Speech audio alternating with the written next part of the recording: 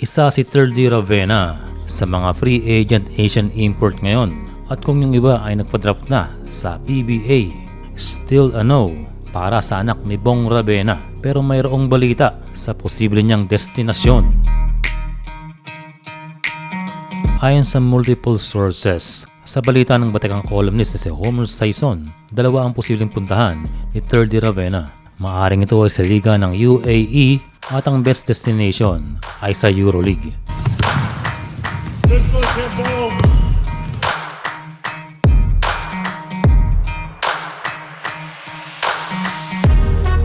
May 21 days nang nag-iensayo sa Amerika itong si Thirdy Ravena. At sa mga pinapakitang mga videos ay malaking tulong to sa development ng ating kababayan.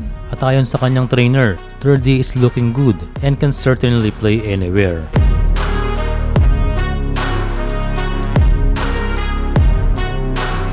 Well, after 4 years sa Japan B-League, ay panahon na para kay Thirdy Ravena na explore ang ibang liga. Dagdag pa rito ay nagawa niya ang best season sa kanyang career na natulungan sa Neo Phoenix sa quarterfinals ng liga. Kung sa salary lamang ay maganda naman ang offer sa UAE at lalo na sa EuroLeague. Although sa UAE ay hindi ganoon kataas sa Japan B-League, pero ayon daw sa sources na mas malaki ang kikitahin niya sa mga endorsement.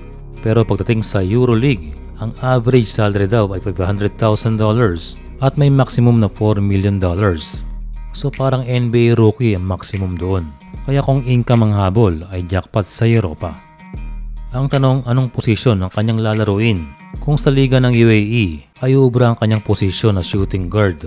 Pero pagdating sa EuroLeague o sa ibang liga sa Europa ay kailangan niya pa rin maging efficient sa paglalaro ng uno. Ngayon Thirdy is a combo guard. Pero mas mainam na maging komportable siya sa paglalaro ng uno. Ikalawa ay importante ang kanyang 3-point shooting. Well, ito ang bagay na laging pinupuno sa kanya.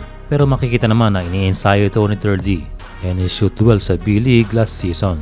So everything is about development and para sa kanyang future.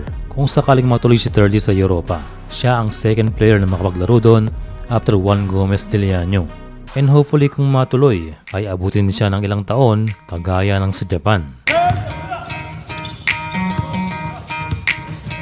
At sa mga nagtatanong kung pwede pa ba sa Gilas itong si Thirdy, well, everything is coach this season. At sa ngayon na mayroong programa si Coach Tim Cone sa dami ng same position sa kanya at marami pang nakapila, is unpredictable sa ngayon kung siya pa ba ay makakabalik sa Gilas. Sa ngayon ang mahalaga ay ang kanyang improvement at nung siya ay makat sa Gilas, ang resulta ay mas gumanda pa nga ang kanyang laro.